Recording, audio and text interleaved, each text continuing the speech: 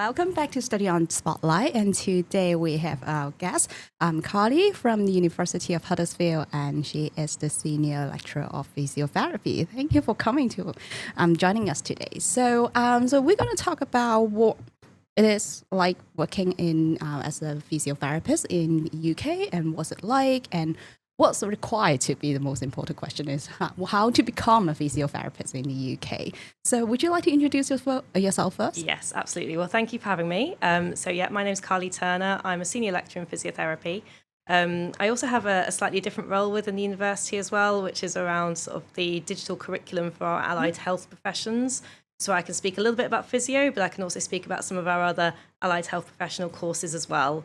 And hopefully give you some insights into sort of what it takes to become an allied health professional and a physiotherapist. Right. So you just mentioned, as we mentioned, about allied health in the UK. So how many allied health professionals are there in the UK? And NHS is if our audience hasn't heard about NHS before, what is the NHS in the UK? Okay, so in total, we have 14 allied health professionals. So these are different professions that all come under sort of what we call the Healthcare Professional Council. So that's who we are registered by. So they're very different professions, but they do have quite a lot in common as well. And some of the professions under that umbrella include, obviously, physiotherapy, as we've mentioned. Some of the other courses that we have at Huddersfield as well are occupational therapy, operating department practitioners. We have podiatrists. We have speech and language therapy.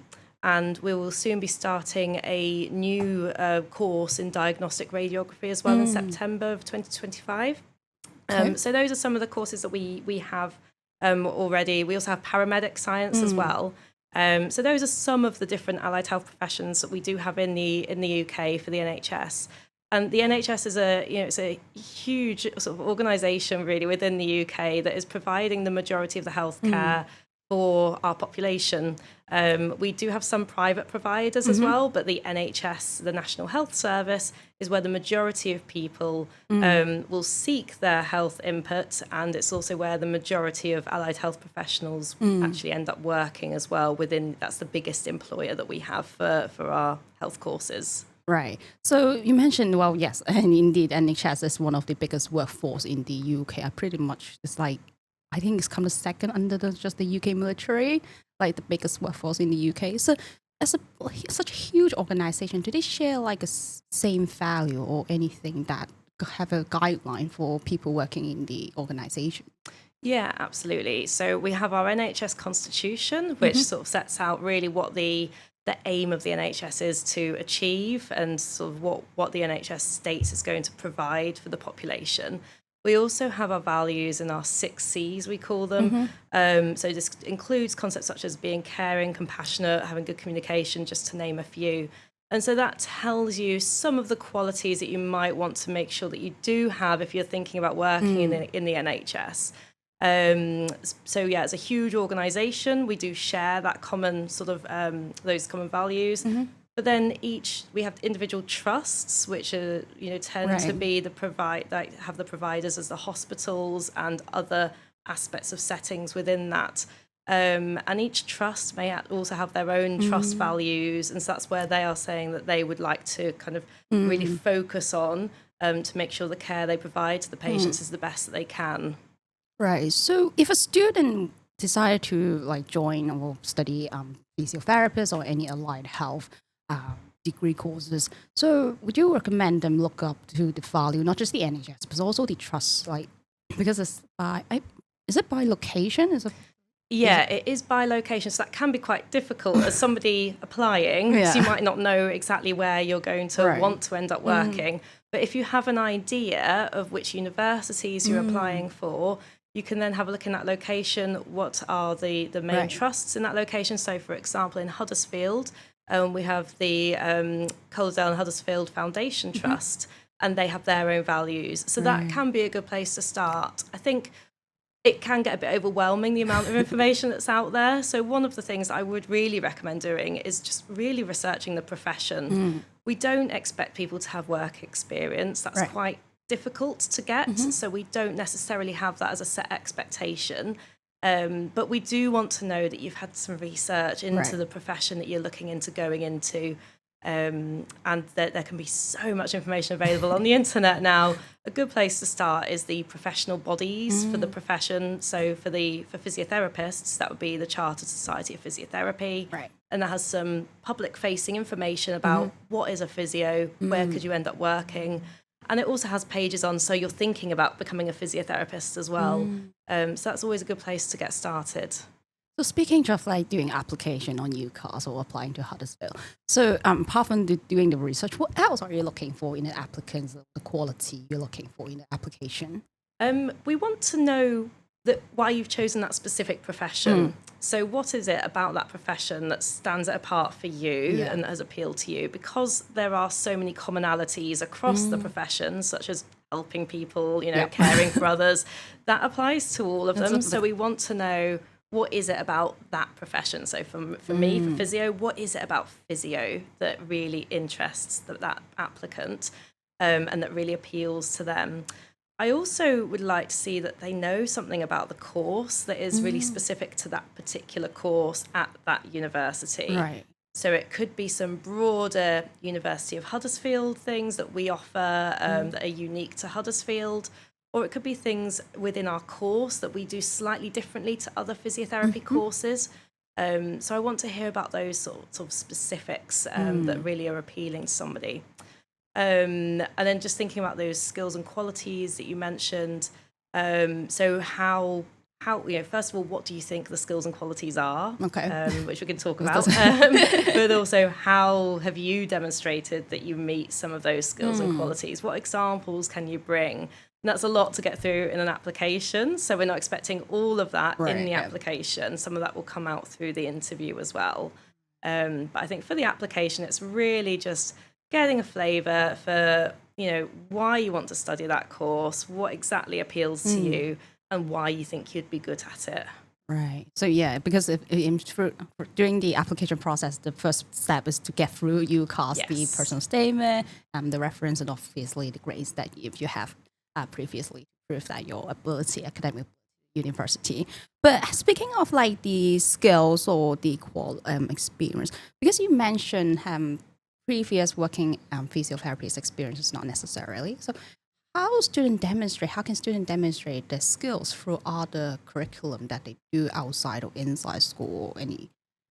Yeah, that's a good question. So we have lots of transferable skills. So the skills that we're kind of thinking of are things like problem solving, which you could demonstrate through either something you've done in a part-time job or something that you might have done at school where you've had to work through a problem and trying to really figure something out as to how you're going to overcome that problem. Communication is another skill, so how you've been listening to others, how you've had to adapt your communication skills to meet somebody else's needs. Team working with others, which could be within a sports setting. So we're not just looking for the academic side of things. There could be examples from your hobbies, your work. It really could come from anywhere. And things like showing sort of that empathy and compassion for others. Right. That could be an example from your home life with family members, for example. So we're really open to however many different examples people can kind of bring. But they really don't have to be purely academic and from that school environment. So we would encourage you to think nice and broadly with regards to those examples. Right, especially you have evidence to support that kind of like Yes. your transfer skills, where they're coming from and how you develop it. That would be much important, I would guess, right? Yeah, absolutely. So having those examples, one of the things that we kind of say for helping to prepare for interview is to just pick about a couple of really good examples that demonstrate a number of different skills. So then you can use them really for so many different questions, and being able to really explain the examples. So not just saying, well, I have worked as part of a team. Describe the very superficial surface. Absolutely. So, describing the situation, explaining what your role was and what impact you had. That's what we want to hear. Okay, so the reflection, absolutely, the evaluation afterwards is also important as well. Yeah, definitely. One of the kind of our aims at the end of our course is to have sort of autonomous reflective practitioners. So the more you can show that you are reflective in that interview process, that shows that you've already got some of that reflection skill that we can then build on in the course as well. Right. That's very very useful information if students preparing for applying for physiotherapy courses or any allied health courses as well, I guess. But so you mentioned because at the end is preparing students to be in a role like working in the NHS and really looking after the real patient, right? So how is it the program designed in Huddersfield? How is that designed to support students for the next stage in their career? Yeah, so we have a number of different sort of mechanisms really. So I'll go through the university level ones first. So at the University of Huddersfield, we've got a really great Global Professional Award, which encourages students to think about some of the skills that they need in the workplace and show that they've met those skills as well. And do they have a checklist to check everything? They do, yes, okay. Absolutely. And we also, related to that, have a Huddersfield graduate attributes, which are all, again, attributes that people in the workplace say they want. So every module, so our course is broken down into smaller parts, which are modules. And every module, we actually map it against these graduate attributes so that we show that from year 1 all the way through to year 3, we are supporting you to develop these skills that you need for the workplace. We also have a really great careers service that can give really sort of one-to-one support for submitting applications for jobs and also for job interviews. And once you have been a student at the University of Huddersfield, you have access to that careers service for the rest of your career. You don't have to still be a student with us. Right. So you can just go back anytime. Absolutely. So when you're ready for the next step up, you can go back to the careers service, which is really brilliant. But then from a course level, we also have a specific module within physiotherapy. We have similar ones across the other professions as well, which is all about preparing you for employment. So we talk through, how do you go about searching for the jobs in the first place? Where do you find them? How do you pull together an application? We do mock interviews as well. We recently had an employment fair where we bring some of our local employers to the university to give presentations and then to help with some mock interviews with our final year students. Within that module as well, we cover aspects such as what's that transition like from being a student to being newly qualified, because it is quite a big step, and we know that lots of our students have anxiety about that. So we bring in some of our alumni to talk about their experiences as well, and really just trying to give people a flavour of the breadth of jobs that they could go into afterwards. So not all the students end up into NHS? No. So what kind of are the jobs that opportunities that possibly a student can look for?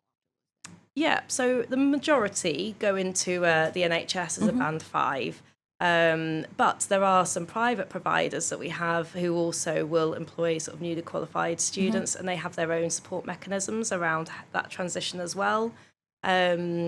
The other sort of providers that we sometimes have are sort of sports teams. So that's far fewer numbers that would be taken on. As I said, the majority are NHS, but private practices and sports clubs as well will sometimes take on newly qualified. Okay.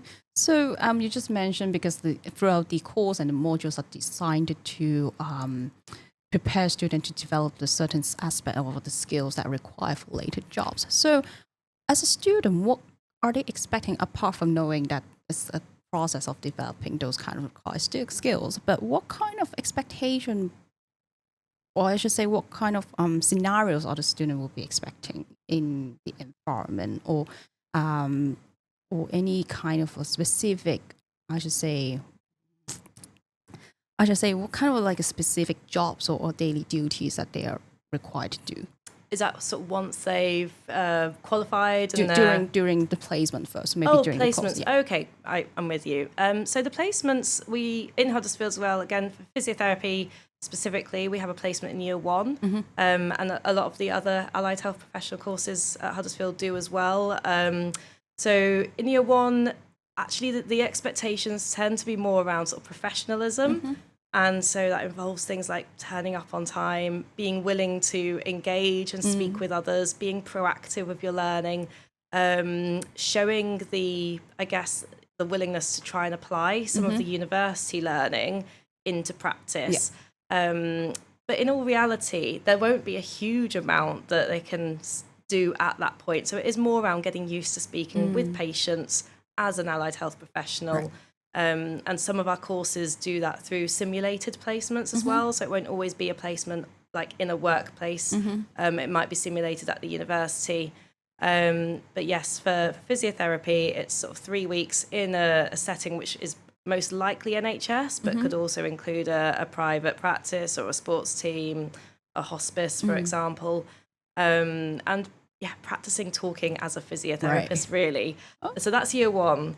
It gradually builds up from there. So in year 2 and year 3, you would generally have a bit of a period for settling in, getting to know the area, doing some sort of pre-reading around things and observing what others are doing.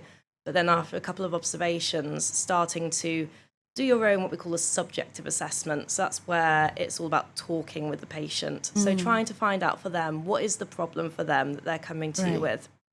What symptoms are they experiencing? What difficulties are they having? What's the history of that difficulty? And then starting to build in some of our what we call objective assessment skills, which is when we start to actually have a feel for things and look and assess how a joint is moving, for example, and starting to come up with what you think the problems are. So, you know, in year 2, our students are 100% assessing and treating our patients, but it's always with the guidance and supervision of a physiotherapist. So they're not just left to do it at all.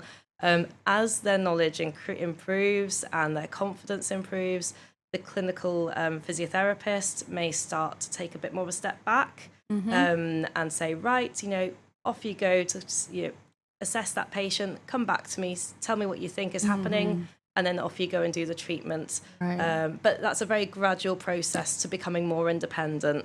And by the end of year 3, that final year 3 placement will be much more independent than that first sort of year 1 placement and then your year 2 placements. Yeah, just from how you describe it, it sounds really a big transition from year 1 to year 2 as well. Like from year 1, it's more simulating, just practice how to have a conversation with the patient, and maybe sometimes because as a patient, there's kind of emotions involved as well. It's just generally speaking to them. But afterward, it's more the assessment, how you really treat a student and patient as well. Yeah, it is quite a jump, really. I think that sort of reflects in the content that we teach as well. So by the time our year 2 students go out onto their second year placement, they'll have had a lot more clinical content by that point. So they'll have a lot more to then actually apply into the placement setting. But again, we're not expecting students to know everything when they go out on placement at all. It's always a massive learning curve. And there will be transferable knowledge from placement to placement. But every time you go onto a new placement, it will always feel very new. There will be new things to be learning. And the educators are, you know, the physiotherapist that is supervising that student. They're there to support with that. And they also have the support of us as lecturing staff. So we are visiting tutors. So what we do is halfway through the placement, we arrange a discussion between the lecturer, the student and the educator, just to really touch base to see how is everything going? Are there any difficulties? Is there anything we can support with from the university side of things? So students aren't just left out in the workplace. And I guess it's because it's all about like the experience. Again, is a professional requires a lot of experience and knowledge to build up the profile. And so I will assume that going to each placement will be handling different cases, different scenarios, and then learning from each time. And obviously that will be necessary support. And especially when there's questions, like if a student have questions, it's always good to ask, knowing that the university or the clinical advisor is there to support them. Yeah, definitely. So with the different placements, because in total our students have 7 placements across the 3 years. And so what we try to ensure, we have a placements team that is dedicated to organising those placements and making sure that each student gets a breadth of placement as well. So they should get some what we call acute inpatient. So that's, you know, for patients who are having to stay in the hospital. they'll get experience of being on a ward, aligned with some outpatient experience. So that's where people are coming into a clinic for an appointment.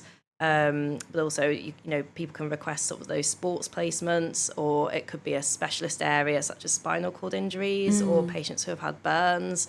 So we do have some specialist areas like that. Pediatrics is another one. The community, so where we go out to people's houses and treat them in their own homes, is a really big aspect of the NHS at the moment as well. So we try to make sure that our students across those 7 placements have a little bit of the key areas. So the key areas being acute, community, and outpatients. Right. So they get that broad experience.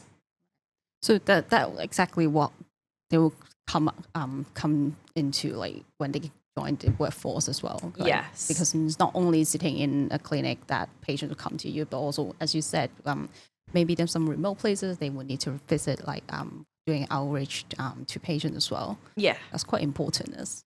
Yeah. Because unlike Hong Kong, because like we're quite convenient in a way that we just go to the clinic or at clinics everywhere or the hospital for the physiotherapy treatment. But unlike in the UK, probably like a home visit that will be required. Yeah, absolutely. And we're finding the direction that we're moving for the NHS. We're trying to keep people out of hospital for as long as we can, and to make sure people don't stay in hospital longer than they need to.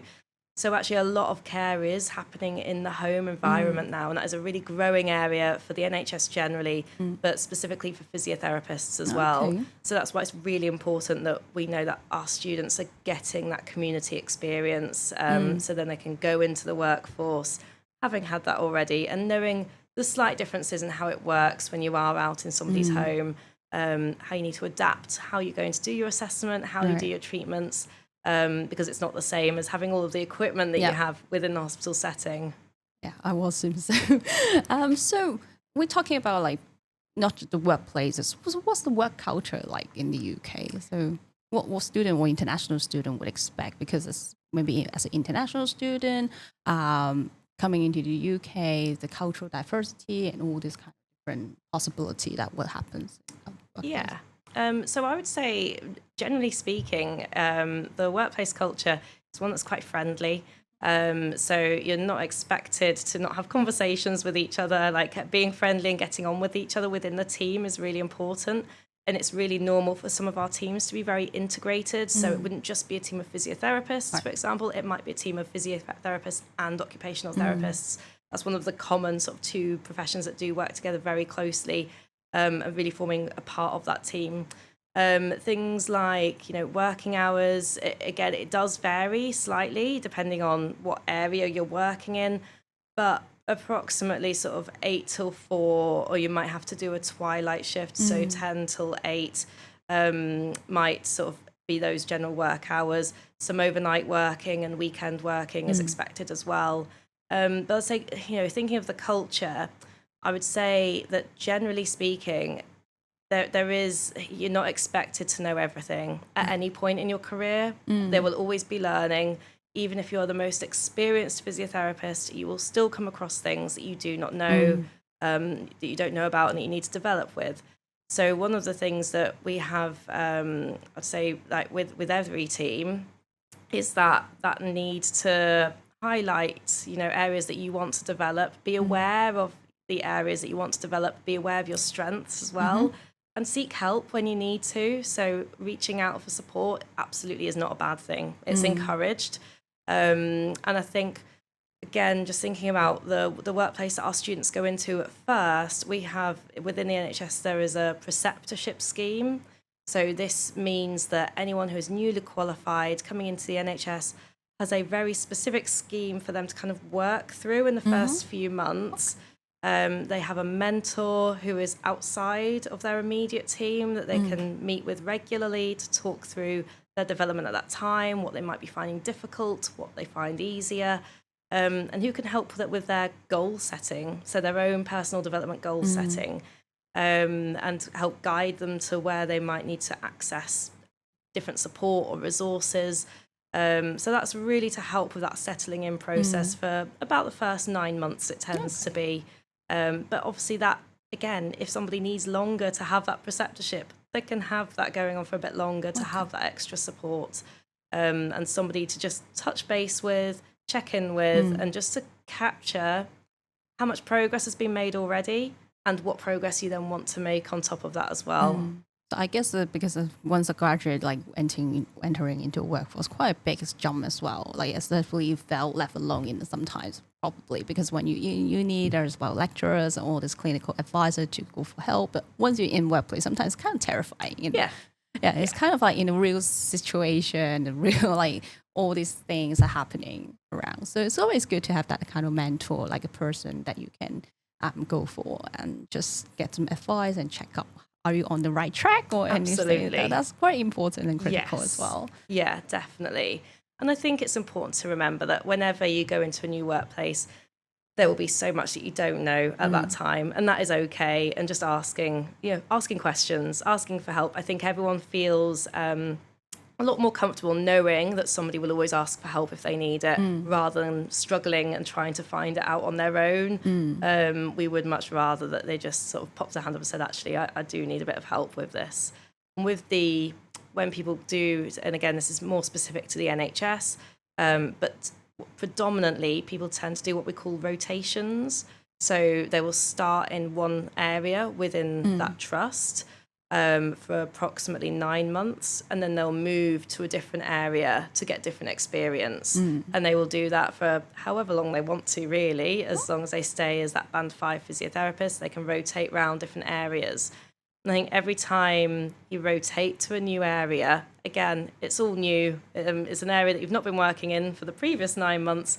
And so whilst you'll have a lot of transferable skills that you've gained, you're still not expected to know everything. And so there'll still be a period of finding your feet, figuring out what the difference is for this new area. And then by the end of that 9 months, again, you'll feel really comfortable again with that specific sort of setting. Yeah. Great. So before we wrap up, so is there any other advice you want to give to students who are interested in physiotherapy or wanting to study physiotherapy as a favorite? I would say just be really clear about why is it physio? What is it about physiotherapy that is really appealing to you? And having a think about sort of the future direction that the profession is probably going in. So how can we empower people to take control of their own health and well-being? And what kind of skills do you have to help somebody do that? I'd say those would be my real kind of take-home tips. Okay. Thank you so much, Carley. Thank you for joining us. And if any one of you are interested in physiotherapy or in the University of Huddersfield, please feel free to contact us and we will see you in the next episode. Thank you. Thank you. Bye.